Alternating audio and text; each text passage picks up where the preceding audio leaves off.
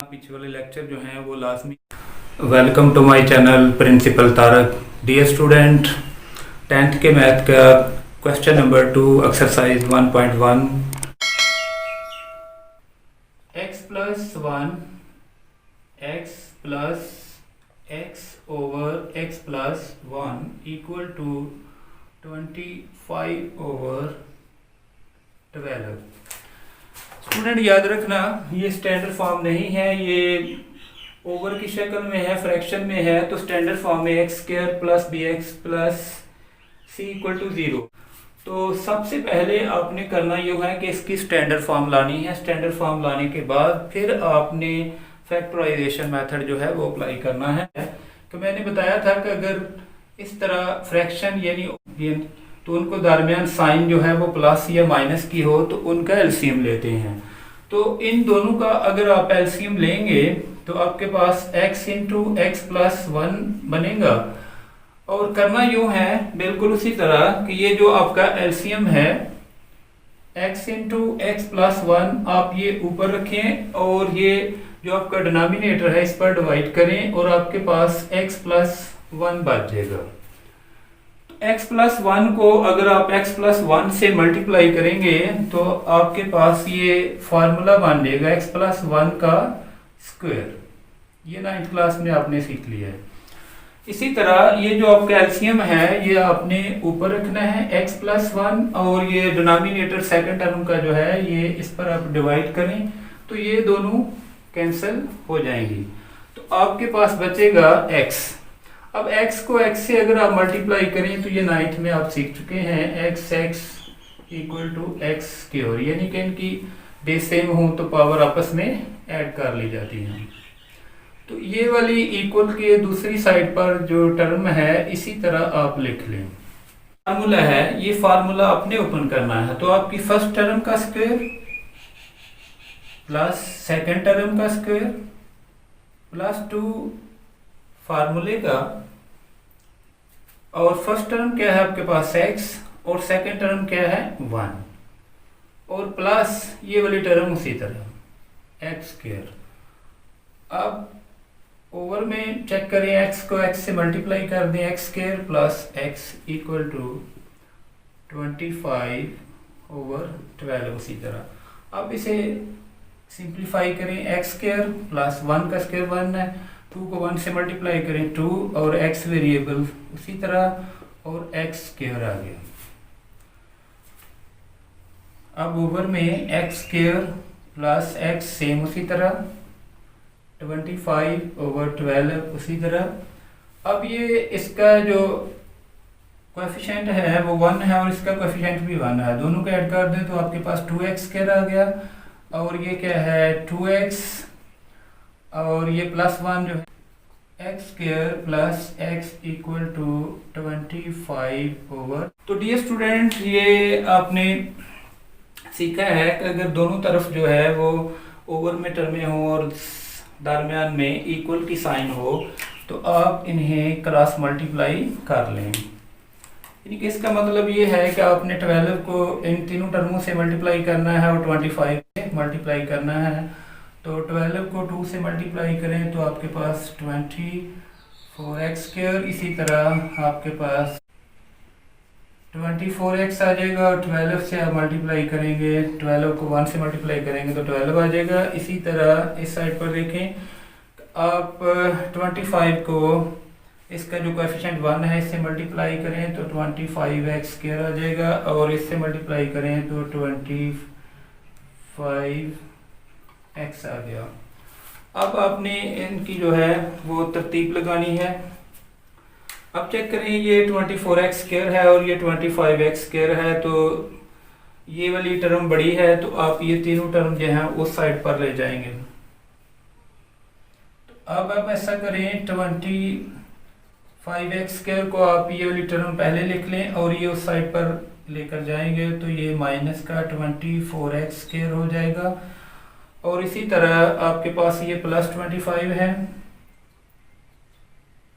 और आप ऐसा करें, ये प्लस 24 को साइड पर जब लेकर जाएंगे तो ये माइनस के 24x हो जाएंगे और इसी तरह ये +12 उस साइड पर जाकर -12 हो जाएगा, इस साइड पर आपके पास 0 बचेगा, आप इस साइड पर लिख लें। अब आप ऐसा करें 25x² में से -24x सब्ट्रैक्ट कर दें, तो आपके पास x² बनेगा, और इसी तरह 25x में से -24x कर लें तो आपके पास +x बचेगा। इसी तरह ये -12 उसी तरह आ जाएगा इक्वल टू। स्टूडेंट आप गौर करें, ये आपके पास स्टैंडर्ड फॉर्म बन गई है, आप इसके साथ स्टैंडर्ड फॉर्म के साथ कंपेयर करें, और आपने अब फैक्टराइजेशन मेथड जो है उसके मुताबिक इसे हल करना है। तो इसका कोएफिशिएंट आपके पास 1 है, तो आप 1 को ये कांस्टेंट टर्म से जब मल्टीप्लाई करेंगे तो 1 मल्टीप्लाई -12 यानी a को c से मल्टीप्लाई करना आपने, यानी यहाँ a की जगह 1 है और c की जगह -12 है, यानी a multiply c equal to AC, ये आपने सीखा है। इसी तरह जब आप मल्टीप्लाई करेंगे तो आपके पास -12 आ जाएंगे। अब ये जो नंबर आया है इसकी आपने फैक्टर बनाने हैं, तो फैक्टर इस तरह बनाए 1 12 equal to 12, 2 6 equal to 12, 3 4 equal to 12। अब ये फैक्टर हैं, इनमें से एक फैक्टर जो है इधर लागू होगा। फैक्टर सेलेक्ट करने का मेथड ऑलरेडी मैंने, फैक्टर को आपस में सब्ट्रैक्ट ऐड करना है और आपने 1 बनाना है, फिर पर ये कानून पूरा हो जाएगा, आपकी फर्स्ट कंडीशन क्लियर हो जाएगी। तो 12 में 1 अगर ऐड करें तो 13, या माइनस कर दें तो 11, तो 1 नहीं बनेगा। इसी तरह 6 में से 2 सब्ट्रैक्ट करें या ऐड करें तो फिर भी आपके पास 1 नहीं आएगा। हाँ, अगर आप ऐसा करें कि 4 में से -3 कर लें तो आपके पास प्लस का 1 आ जाएगा, यानी कि इन दोनों पर कोई कंडीशन लागू नहीं हुई, तो इस पर ये कंडीशन लागू हो गई है, तो आपके पास +1 बचेगा, यानी कि ये फैक्टर जो है, ये पेयर जो है ये सिलेक्ट हो जाएगा। रही बात सिंबल लगाने की, तो मैंने आपको बताया था कि यहाँ आप चेक करें कि आपको प्लस का 1 चाहिए या माइनस का। तो यहाँ आपको +1 चाहिए, तो आप ऐसा करें कि 4 के साथ प्लस की साइन लगाएं और 3 के साथ माइनस की लगाएं।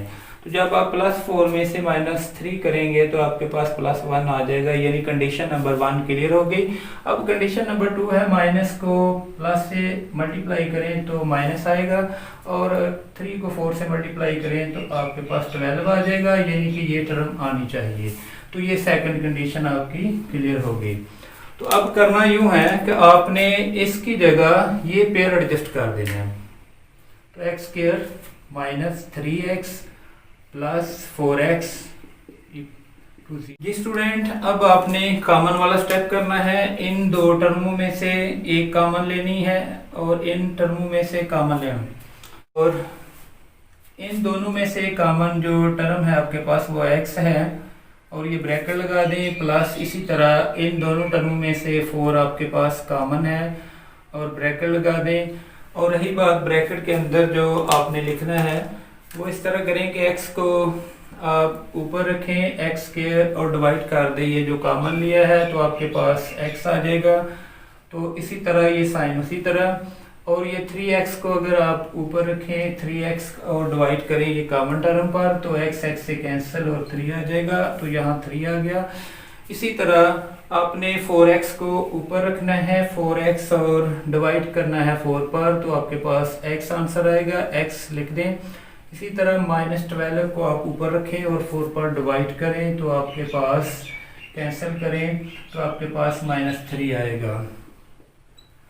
इस तरह ये वाला जो कॉमन वाला स्टेप है आपने हल करना है। अब आपके पास एक ये टर्म है और एक ये टर्म है, इन दोनों में चेक करें कि कॉमन क्या है। तो x - 3 कॉमन है, तो x - 3 आप कॉमन ले लें, और याद रखना कि आपने ये टर्म जो है ऊपर रखनी है और इस पर जो कॉमन लिया है डिवाइड करना है, तो ये वाली और ये वाली कैंसिल हो जाएगी और आपके पास x बच जाएगा। इसी तरह प्लस साइन उसी तरह लगा दें, और ये वाली टर्म जब आप ऊपर रखेंगे और इस कॉमन फैक्टर पर डिवाइड करेंगे तो ये वाली और ये वाली कैंसिल हो जाएगी और आपके पास 4 बच जाएगा इक्वल टू 0। तो स्टूडेंट अब आपने ऐसा करना है कि x - 3 को इक्वल टू 0 रखना है, x - 3 इक्वल टू 0, इसी तरह x प्लस 4 को इक्वल टू 0 रखना है, तो ये दूसरी साइड पर ले जाएं। इसी तरह माइनस प्लस में चेंज हो जाएगा। तो इसी तरह x प्लस 4 को आप दूसरी साइड पर प्लस 4 पे लेकर जाएंगे तो माइनस 4 आ जाएगा। तो आपका जो आंसर है 3 व -4 आ जाएगा।